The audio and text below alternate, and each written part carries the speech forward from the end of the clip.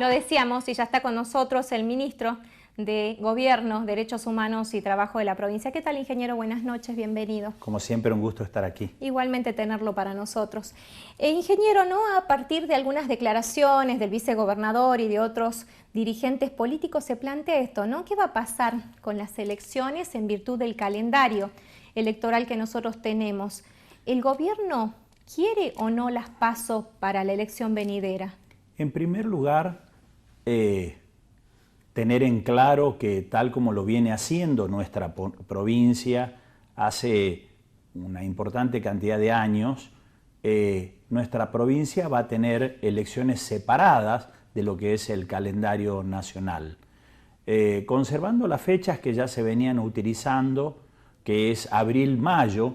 Seguramente vamos a estar haciendo la convocatoria para esa fecha. Y en ese marco, en función de las normas, de las reglas que se van a utilizar para esa competencia, hay algunos legisladores que han planteado la posibilidad de la eliminación de las elecciones primarias, en función de la situación que se dio también en la elección de medio término, en donde por la situación de pandemia se suspendieron las elecciones primarias.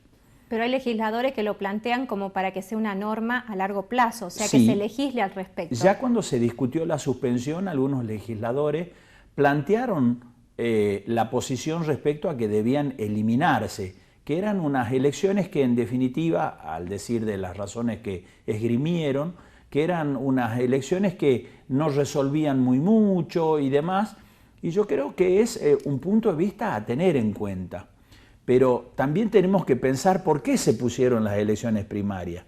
Antes los partidos políticos dirimían las candidaturas de una manera que impedían que mucha gente pueda participar, no había una apertura tan grande y por lo tanto terminaban llegando a las elecciones por ahí gente que era del sector de quien manejaban los partidos políticos en ese momento. Y la elección primaria fue una herramienta muy importante, por lo tanto no sería bueno volver atrás y tirar por la borda todo lo que se avanzó en ese sentido. ¿Eso es una opinión personal o es una opinión del gobierno de la provincia? La posición del gobierno es que no va a enviar ningún proyecto para eliminar las elecciones primarias, pero sí consideramos que es bueno que se dé una discusión respecto a cómo mejorar el sistema que hoy tenemos.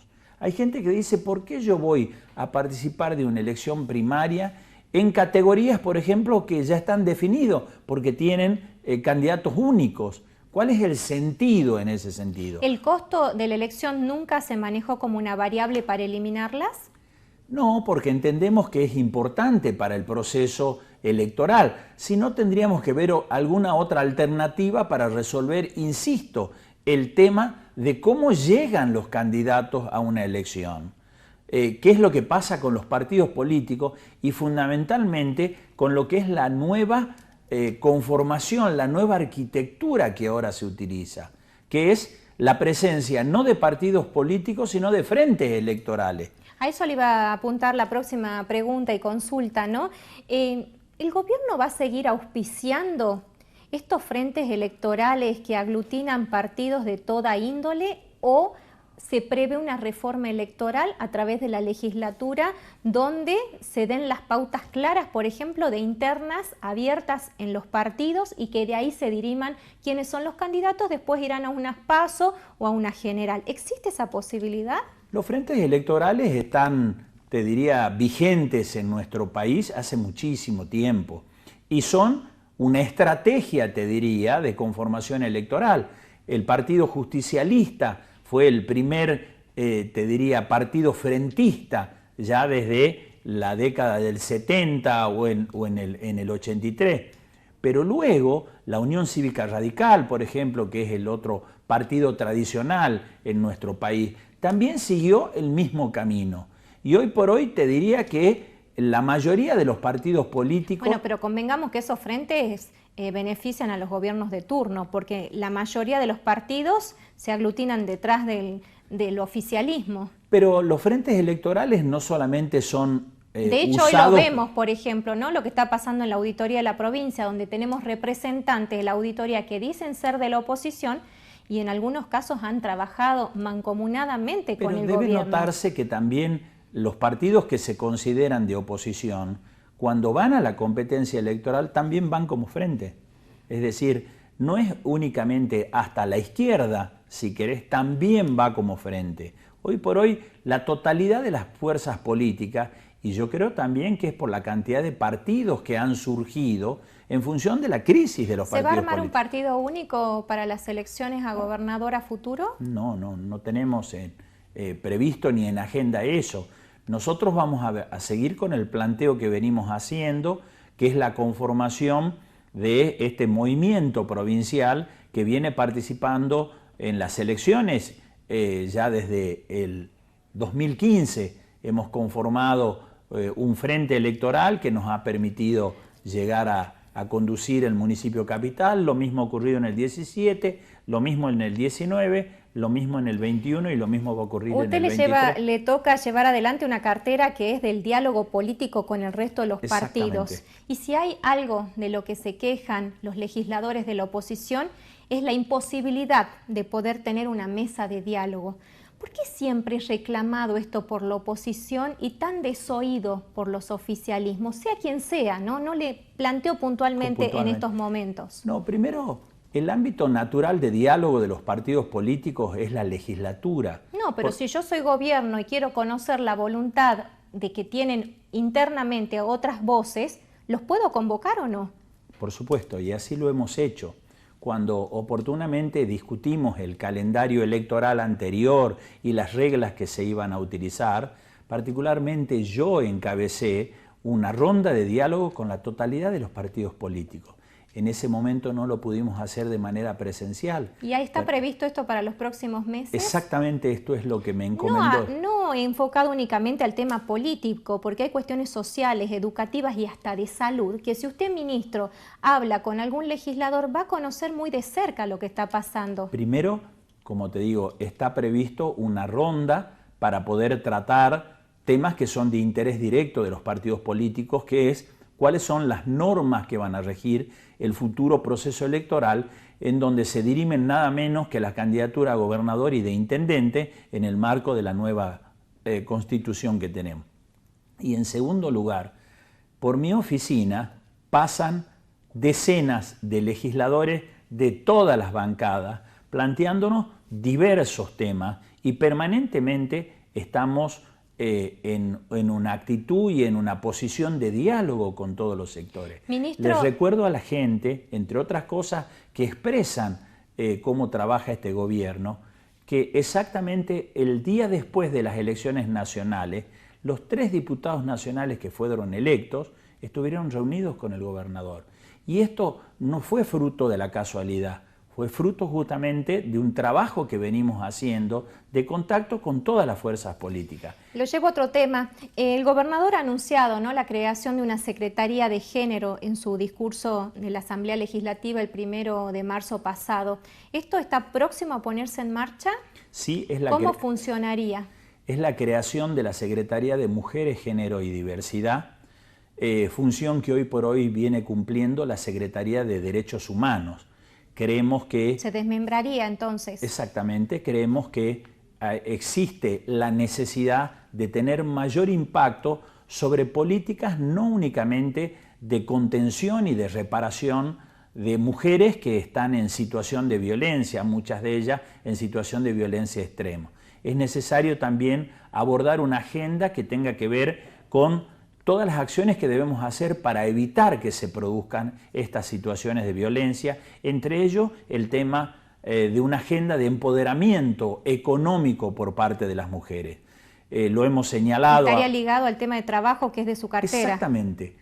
Vinculado al tema de trabajo, vinculado al tema del acceso al crédito, vinculado al tema de la disparidad que existe en la remuneración que reciben mujeres y varones por la misma actividad. ¿Y cuándo se crearía esta secretaría? Estamos finalizando, te diría, estableciendo los últimos lineamientos. Pretendemos que haya un esquema claro de objetivos por parte de la Secretaría, entre ellos lograr un presupuesto que tenga justamente el análisis de la perspectiva de género. Hay mucha gente que por ahí no interpreta esto, pero para poder hacerlo claro, poder destinar fondos, por ejemplo, para vivienda, pero que tengan una perspectiva de empoderamiento hacia las mujeres y por lo tanto que existan cupos destinados, que existan... En los nombres de la mesa, ¿podría ser Malvina Gareca, Itatí Carrique, quienes estén en esos lugares? Tanto Malvina como Itatí son personas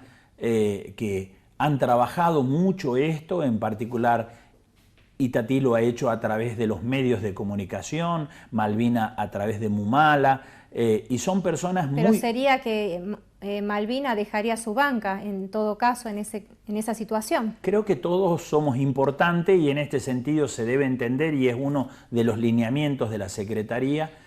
Tenemos que trabajar en forma transversal, no solamente con todos los ministerios, sino también con todos los poderes y todos los gobiernos, Ministro, para poder arribar claramente a los objetivos que nos planteamos. Yo lo tengo que interrumpir porque usted habla y la verdad que tenemos un montón de temas por tratar. Pero queremos tener una acción efectiva y lograr al final de nuestra gestión que las mujeres sientan que han tenido justamente un avance en la necesaria autonomía económica que deben tener. Bueno, si comparamos con un ministerio a nivel nacional, hay un sector muy importante que está pidiendo su disolución porque se llevan grandes erogaciones sin un resultado en el campo, ¿no? Relacionado al tema de trabajo, ¿están manejando algún índice de la desocupación que hay en nuestra provincia?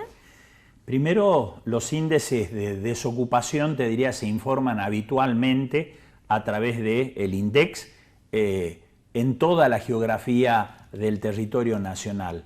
Y la verdad que son índices que afligen, pero en particular a nuestras provincias, en particular a la provincia de Salta, afligen más los índices que tienen que ver con el empleo informal.